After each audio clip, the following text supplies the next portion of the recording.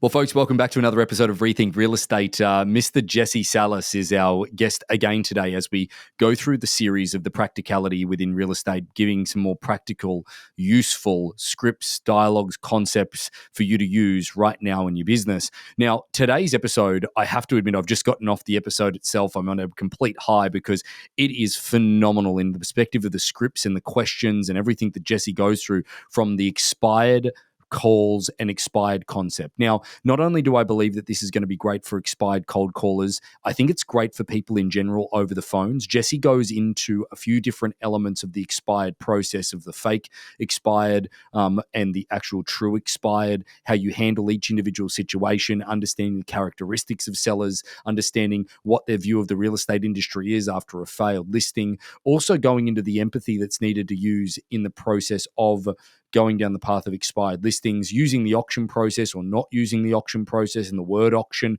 what that looks like as well, and how it's refined his skill set dealing with, difficult listings, and how we should label ourselves and embrace the expired side of the business if that's what we're going to do. A great episode. Can't endorse it more. Look forward to you guys listening to it and hope you enjoy. Welcome to Rethink Real Estate. My name is Ben Brady, and this is a real estate podcast aimed to deliver sales strategies, marketing tips, and business insights from industry experts and myself to build a listing-focused business for the future. Let's get into it. Well, folks, we've got one of the Rethink Real Estate family back into the swing of things is Mr. Jesse Salas. Jesse, welcome again. Yeah, thanks for having me. Love being here. Mate, you're becoming, part of the furniture, really, aren't you? I don't know if that's a good thing or a bad thing, but I'll go with the latter. Hey, I think you know what? Let's go with good thing. Let's Knowing go. you. Yeah, it'll have an underhanded statement later. Always. Jesse, bringing you back today to talk about expired listings, I think it's one of the things that has definitely been a topic for a long time. First of all, let's actually talk about just general cold calling, because a lot of agents hate the word cold calling. I was actually on some business plans today where, when we're going through and doing the business plans, I talk about, well, what ways do you actually prospect? And I'm like, guys, feel comfortable. I want you to be comfortable in this environment. Like, let's talk about cold calling. How do you feel about it? They're like, no way. Why do you think people don't like cold calling? They're afraid. I mean, who wants to call somebody that has no clue who you are and, quite frankly, doesn't want to talk to you because they've gotten about 15, 20 other calls from other real estate agents that say they can do the same thing? It's a scary place to be very honest with you. There's a lot of people that love doing it, and there's most people that really dislike it. You've become very skilled at it, mate, and also not to mention your agents that you've got in the San Diego corridor and out in the Inland Empire as well. It's become a pretty large part of the business. Pre-COVID, it was a huge part of our business. Like, it was gigantic. Obviously, we have the non-distressed auction strategy, which then is a very different approach, and we can talk more about that. But, how did you get people over the fear of actually making a phone call? I don't know if I actually got them over the fear, to be honest with you. I think it was one of those things where you just have to jump, no matter how scary it looks, down there, you got to just do it and jump. I did tweak things slightly. Hopefully that registered that mindset shift for the agents is that if you really want to learn how to handle all objections, whether it's sitting in the dining room at the listing presentation table, at an open house, wherever it may be, if you want to fast forward your skills, call expireds, right? If you could handle an expired listing, if you can handle an expired call, you're going to have no problem at all with any other objection that you're given. And I think for a lot of agents that resonated with them to be able to be, let's be honest, real estate is a slow process, right? From gathering business, a prospect to a client to a closing. There's so many pitfalls that can happen. And I think it's just human nature. We want results quickly. When you've had a real estate agent in the business for a little bit of time and they're hungry to get something quicker, to sooner to pay those bills, to get a client, expireds is a fast track to get them there.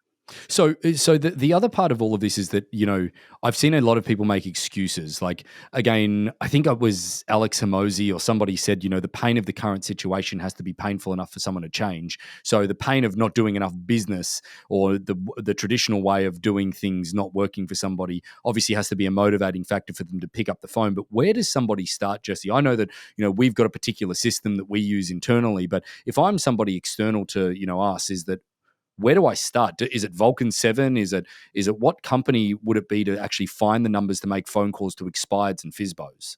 Yeah, I mean, there's a lot of really good companies out there. We have our own systems internally in our office, but I do use Vulcan. I've used Vulcan for some time. Espresso Agent, Land Voice, RedX, Mojo. There's a ton of them out there. Honestly, I'm comfortable with Vulcan. I like their system. Are the quality of numbers better? I don't know. Again, I've tried them all. I don't think it really matters. I think what matters is the consistency of just making the actual calls. Yeah, you're so right. And obviously, your business, you've had a great deal of success, and somebody would actually be listening to this podcast and probably getting to know you now, Jesse, as a frequent guest on it. Going, well, Jesse's a charismatic type of guy, and he can speak really well and whatever. What if people like don't have that charisma or that energy over the phone? What would you say from a practice perspective for them that they could try and get better with it? Look, I'm not a huge fan of scripts, although I use them. Right? You have to learn the scripts. I've been in coaching for 8 or 9 years now. I role play every week. So it's easy for me to say those scripts. I know people think they sound robotic. I know that sounds salesy, but the reality is they work. Once you've figured out those scripts, once you understand the scripts, I think it's a little bit easier to make them your own, right? It's a little bit easier to be yourself and then incorporate some of those extremely important questions. But I think the problem that we have as agents is the approach of the expired listing. We expect them just to pick up the phone and say, "Come on into my home and list with me." Yeah. Right? It's not practical. It's not going to happen. We have to understand that it's a process to first of all just make sure that the phone number is correct. Get them on the phone. Right. Once you get them on the phone, get past that wall that immediately comes up, right? That every seller has. I don't need you. I'm not selling. I'm working with my same agent. And quite frankly, Ben, there's probably about 5 objections that you always deal with. So although I've seen scripts out there that say there's 20, 30, or 40 objections you have to learn, if you're calling expired, just worry about 5. That's it. What are they, Right. mate? Can you give us the examples of what they are? Yeah, some of them I just mentioned, right? Hey, we're using our same agent. We just decided to use that agent. We're selling it ourselves. That's a big one. We decided to wait. We're going to sell it in 2 months, 3 months. We're going to sell it next year. All right. We decided not to sell. Oh, all you agents are the same. You couldn't sell my home. All right. Every once in a while, you'll get one of those. Hey, did you see my home when it's on the market? Which, what does that have to do with anything, quite Which honestly? is a passive aggressive way of going, you don't care about me anyway. So yeah. Yeah.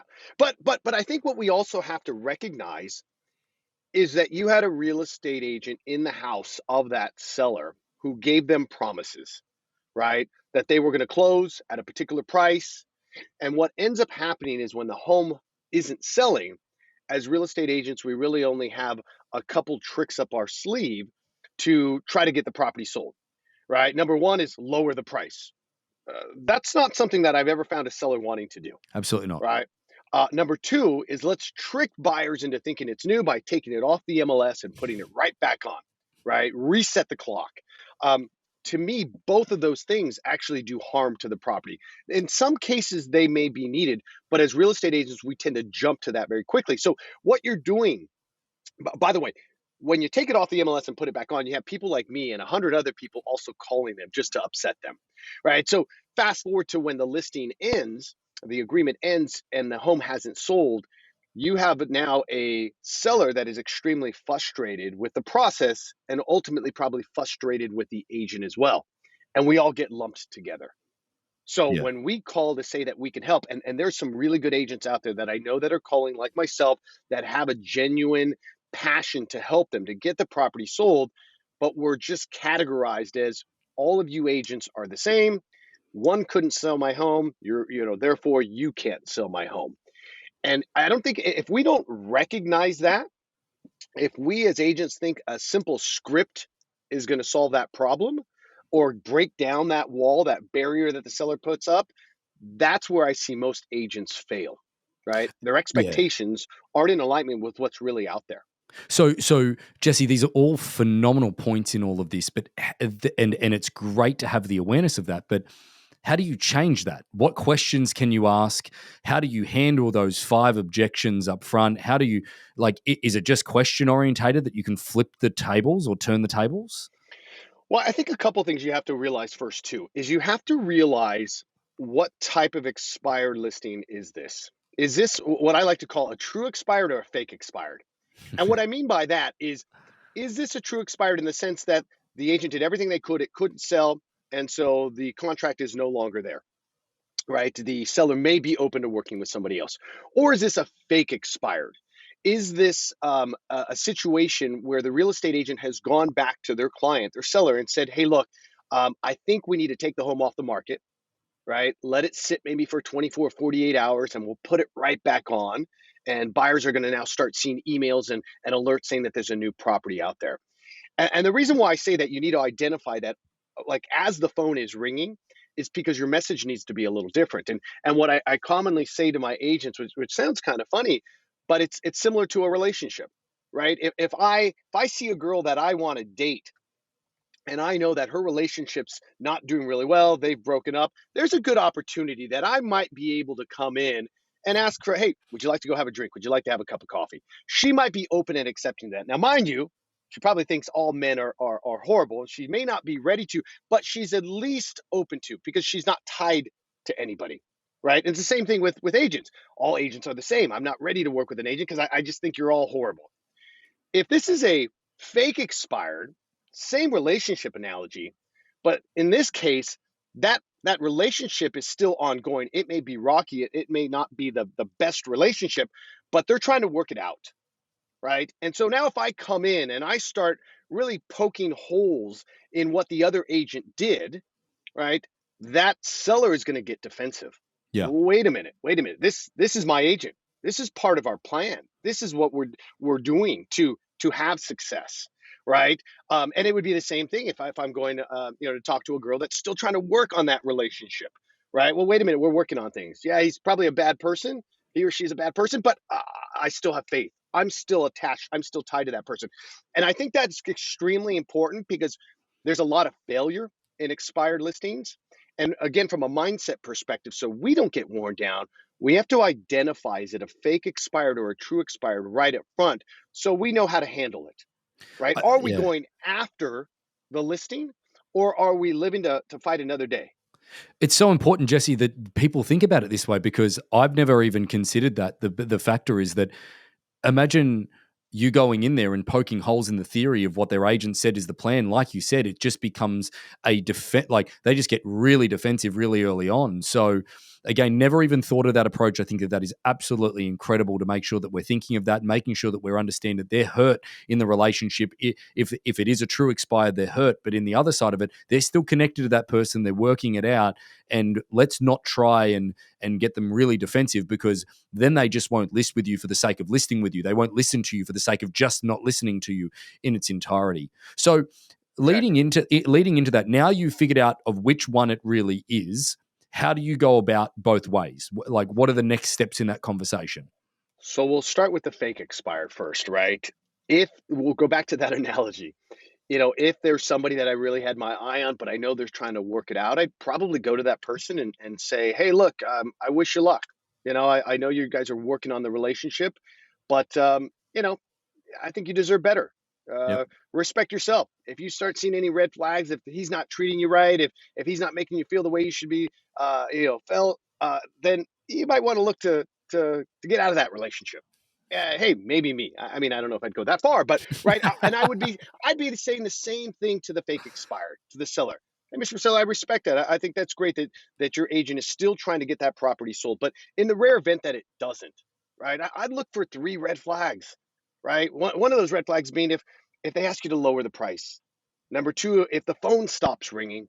And the third red flag would be if you're seeing less and less people, showing up to open houses or less showings.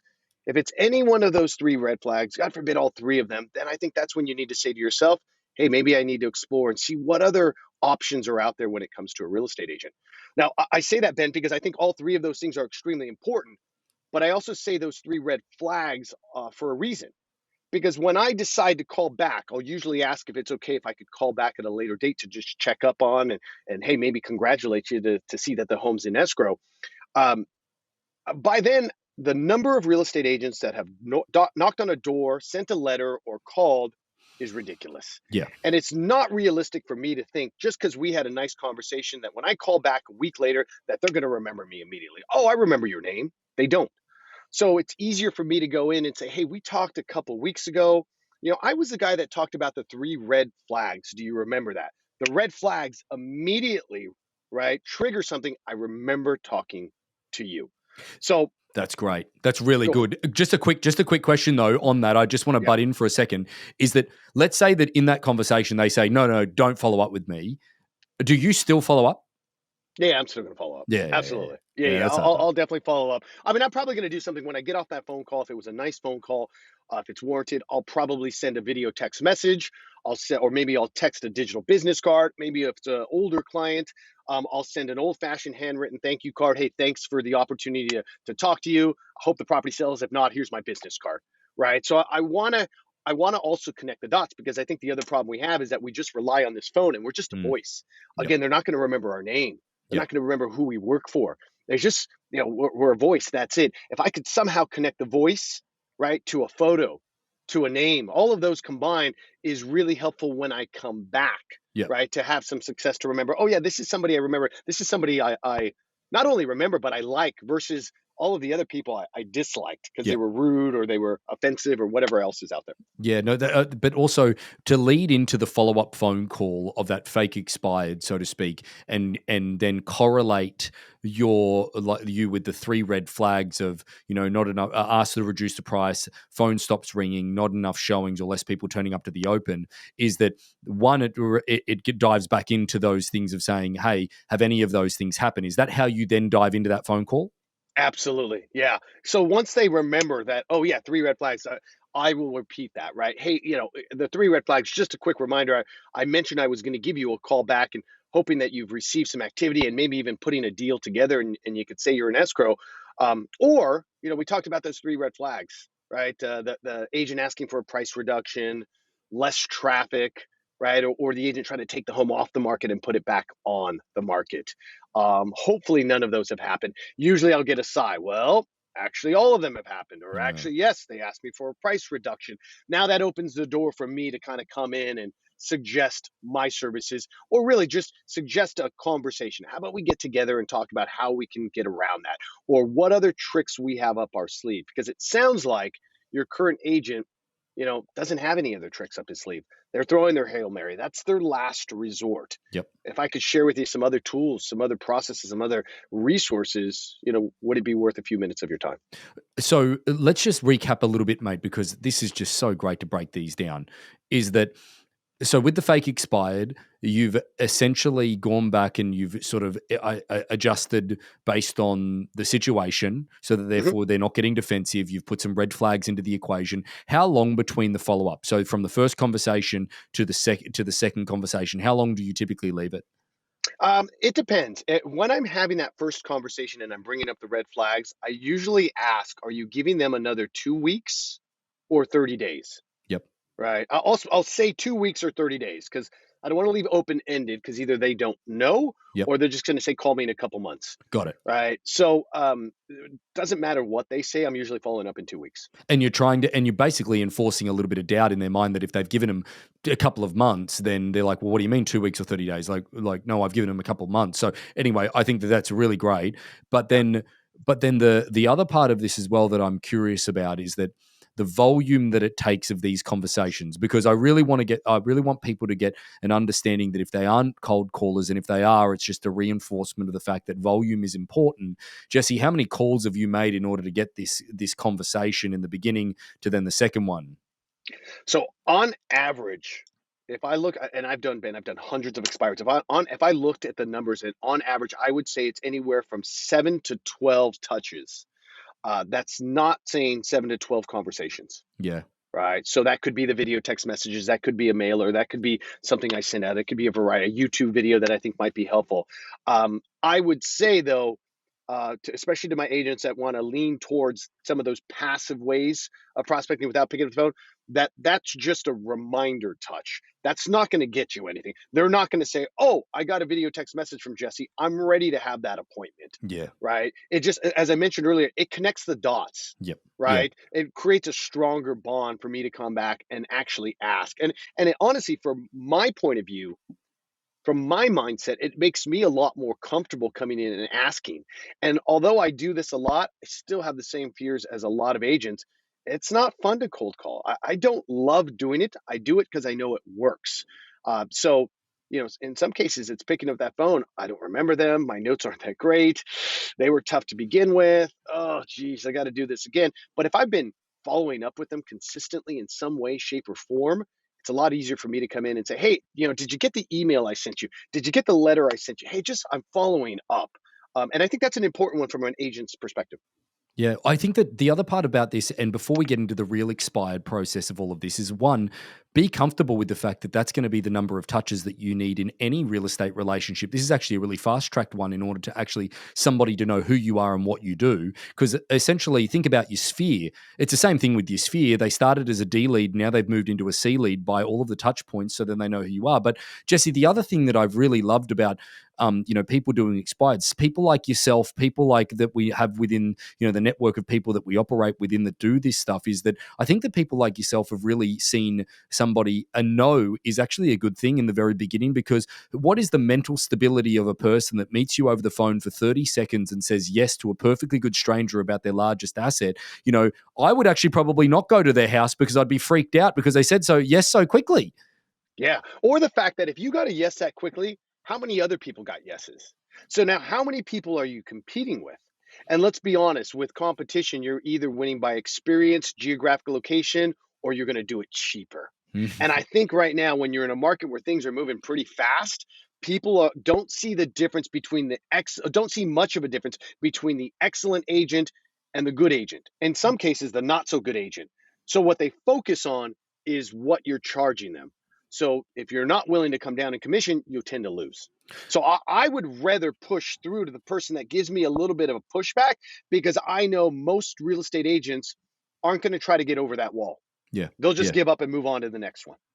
So let's dive into the actual expired listing now. It's actually has expired. They don't have a relationship with that other agent. It's not that fake expired. What is the Yeah. process at that point, mate?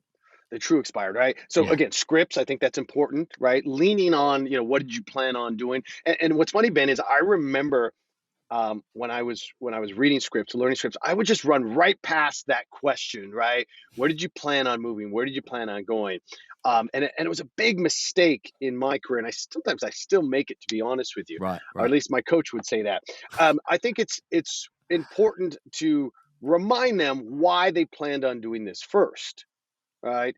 But I also think the key to break through a wall with an expired is empathy. Okay. You have to put yourself in the position of what they felt like, Yeah. their struggle, right? Another objection we always get, right, is bring me a buyer. Yes. I love that objection when I get that from a seller, because for me, it's like, what I'm hearing based on my experience, and most of my clients have said this, is you see the value in selling your home. You know now's the right time to sell the home. It's probably why you originally listed it. So you see the positive, but you don't want to deal with the negatives, the showings, the open houses, having the sign on the front door. Like, if I could show you a way to sell your home and get you those positives without those negatives, would that be worth a few minutes of your time? Because that's really all they're saying, right? And how many times have you heard Ben say, like, everybody says, like, bring me a buyer? Yeah. So everybody says that. Yes. But we're not diving into why they're saying that. What they're telling you is, I still want to sell, but I don't want to list. So in this conversation, then made the phone call. Most of the time, they've picked up the phone. It's the real expired. You've said, what have you said in the beginning of that, mate? Is that, hey, I'm just calling to ask you what your plans were, or whatever it is, or what's that been? Yeah, I mean, a lot of times it's just something really simple like, "Hey, this is Jesse Salas. I'm sure you've gotten calls from a lot of real estate agents. I was just wondering when you're going to be interviewing the right agent for the job, right?" I just like to go right into it. Yep. Because either they're going to, might as well, if they're going to hang up now, right? And And I know, go ahead, go ahead. no. So then is it then? Well, bring me a buyer and I'll sell my home. Is that typical answer, or what do you typically get then? It's typically one of those objections that I gave, or yeah, hey, we just decided not to, but bring me a buyer, right? But I'm not listing the property. Okay, And quite honestly, it doesn't matter what it matters, but it doesn't matter because then that's when I go to the empathy side, you're right. right? Short of the positives versus negatives that I just mentioned, it's like, yeah, we hear that a lot. And so I think the other big part of empathy is also experience. You have to show them that you have experience in working on homes that have been previously listed. And at some point, because you only have this short of time to actually get this across, you also have to share with them that there's a difference between an agent that handles expired listings versus an agent that just lists homes. Hmm. And if we want to go even deeper, the difference between an agent that works with buyers, right? Because remember, they all think we're the same. And we know that statistically, majority of agents only work with buyers, Yeah. right? And then you take that segment of agents that are working with listings, great, but how many of those agents that are selling listings are selling homes that no longer have a first impression? That's a completely different world. It's no different than like an appellate court if we go to our legal system. Can you go back? Can you go back? Can you go back? Sorry, let's Yeah, rewind, Jesse, for a second. What did you say about first impressions on properties? Say that again. yeah. So most real estate agents are only selling homes that are brand new, right? Versus the agent like myself that is familiar with selling homes that no longer have a first impression. Ladies and gentlemen, if you haven't paused and rewind a couple of times, you should right now. Jesse, we're going to cut that into a short. That's beautiful. Awesome, awesome. So you have to realize that if they all think we're the same, the first thing we need to do is get ourselves on this side of the line versus the other side where all the agents are, right? And that's done by sharing experience. And I know a lot of agents or some agents are watching and saying, well, I don't have experience in selling expired listings, right? You could always lean on your brokerage. You could always lean on your team. You could always lean on processes and tools that you've heard, right? Not necessarily your personal experience, but you're familiar. And that's what I think they need to hear. So I was bringing up the legal system because, and I've used this example in the past for people, for sellers, if you win a case, right, but it's appealed, you go to appellate court. You don't use your same attorney that you won the case with. Hmm. You hire an appellate attorney. Why? Because it's a different system. Of course, it's different rules. You need somebody that's familiar with those rules. It's no different than an expired listing. And that's how I distinguish the difference between a listing agent and a listing agent that deals with homes that have been previously on the market. Yeah, I think that this, guys, you can see how Jesse is drawing parallels in different fields to explain the nature of what expired is. I think that there is a great deal and a great reminder for myself as well. There are listing agents, and there are agents that represent buyers. There's agents that do, first impression properties. There's agents that can sell expireds. It's a complete specialty in that field. And the one thing, Jesse, I think that agents are ashamed to do is say to a seller, we specialize in expired listings. Yeah. Because they don't want to do that because they don't want to hold themselves to the fact that that's all they do, because everyone's trying to do this as a means to an end to actually just get new listings, because no one ever wants to really do it for a long-term basis. And I think that that's probably the wrong view of all of this. If you're going to do it, commit to it and specialize in it and own it and have it deep-seated in you. Do you think do you think that's the case, mate? Is that a lot of people aren't labeling themselves like that? I think a lot of people aren't. I think nobody's labeling themselves. They're letting the seller label them. Uh-huh. That's the problem, Right. right? Right. It's It's funny. our Go ahead. No, it's funny how it's funny how that is the case. Like if you just literally said to the sellers, and I've seen this approach work many, many times, we genuinely can help you. I'm genuinely calling you because we have a genuine process that specializes. And guys, when we talk about this, and we'll get to it shortly, is our non-distressed auction process. Over 53% of the listings that we take down the process of auction have been previously listed on the marketplace. Hence the reason that we can have a value proposition in this space. We are the expired specialists. And if someone says, well, that's not what I want to be, we'll tell that to the people like Jesse, like other agents that make millions and millions of dollars doing it. Like it's unbelievable. Yeah, please don't do it. I'll Yeah, take it. yeah, yeah, yeah. We don't need any more competition. It's funny. It's another thing that you just said that triggered something that I think is extremely important, because you are going to come across that seller that is just going to keep pushing back. And I think there's a right place for the right seller where you have to change your cadence, you have to change your tone, you have to slow down, and you have to say, look, I actually have something that can help you. I understand you're getting a lot of sales calls, but this is what I do, right? And sometimes that pattern interrupt just changes the whole trajectory of the phone call, which, by the way, is not a good trajectory. And remember, they're getting call after call after call. They're wound up. They're angry. It's almost muscle memory for them to say, get lost, stop calling, right? And so naturally, not because of you, the agent, they're just instinctively going to come out angry and upset. But if you could just change your tone from where it was to a little bit slower, a little bit more compassionate, a little bit more genuine, right? They bring their guard down slightly. Right. So I'll tell you one thing I do, and this might lead us into our next topic is what I'll do after bringing it down, saying I have something genuine. I say, look, I know you're getting a lot of calls, and I know everybody's saying they're the best, they're the top 1%, they have a buyer. I get it. If I could share with you one tool, one strategy that you haven't heard yet, right?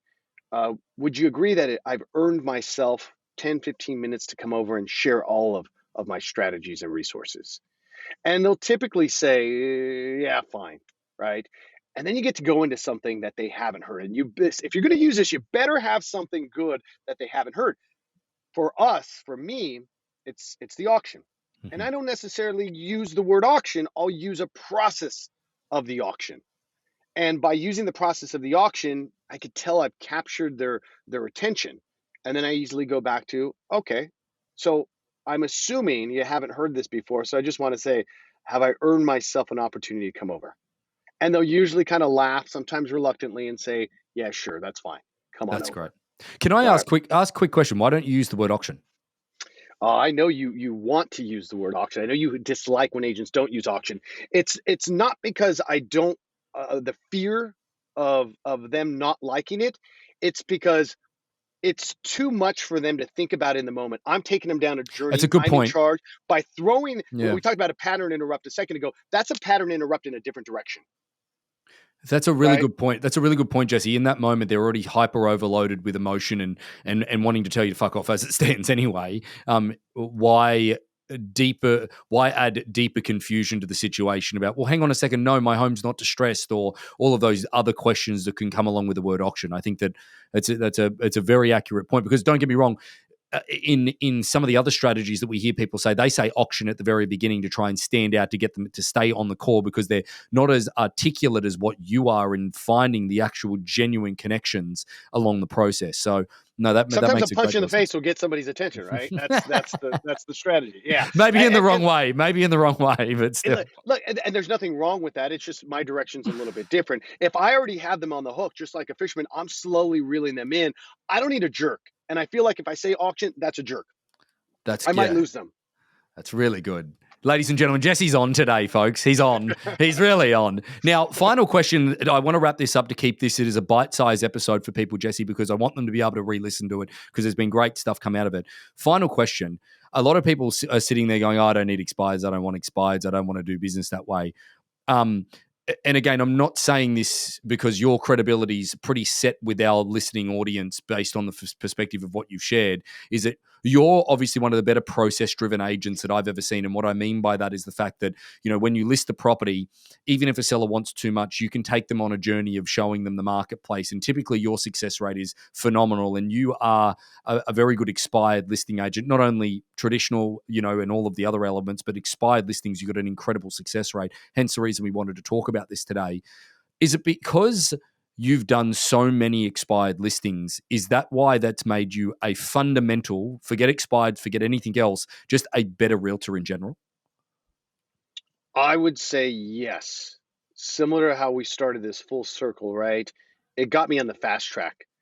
It also just opened up my mind to the flaws that we have in our industry, that we keep going at the same problem the same way over and over and over, right? And I'm just thinking this makes no sense. on why we continue to go this way. So that's why you hear empathy. That's why you hear experience. There's me distinguishing me from them and everybody else. We just go in with the script. And again, nothing against the script. I think the script is extremely important, but there needs to be more to build that credibility, right? So expireds, I love expireds. It's a large part of my business, but it's not the only part of my business. I think, listening to other people, um, do their listing presentations, make phone calls. I mean, at the end of the day, this isn't just something that I came up with myself. I've heard you. I've borrowed so many things from you. I've borrowed so many things from other great people. So I think it goes back to what we always know is surround yourself with really good people. Listen, read, watch those that are doing it at a high level and start stealing little things from them, right? And start incorporating it into your own style because nobody could sound like me. Just like there's no way I could sound like you. You got to find your own style, but the only way to do that is to hear other people and borrow from that. Well, there's a few thousand miles between where you were born and I were born, so that's why you're not sounding exactly like me. But at the same time, Good point. folks, is that I hope you're ripping everything you possibly can off this episode for Jesse stuff. If you're making phone calls or you're just talking to people in general, you're talking to your database, I think that there's some elements in this in empathy, some good direct questions that are asked, everything in this episode that can be used. Jesse, thank you for being a friend of Rethink Real Estate and coming back on again. Of course, buddy. Thanks for having me. So about 75% of our audience hasn't liked, followed, or subscribed to our podcast. It would mean the world to us, and it would help this podcast more than you know to expand our reach if you were to like, follow, or subscribe on any of the platforms that you're watching or listening on. Thanks again.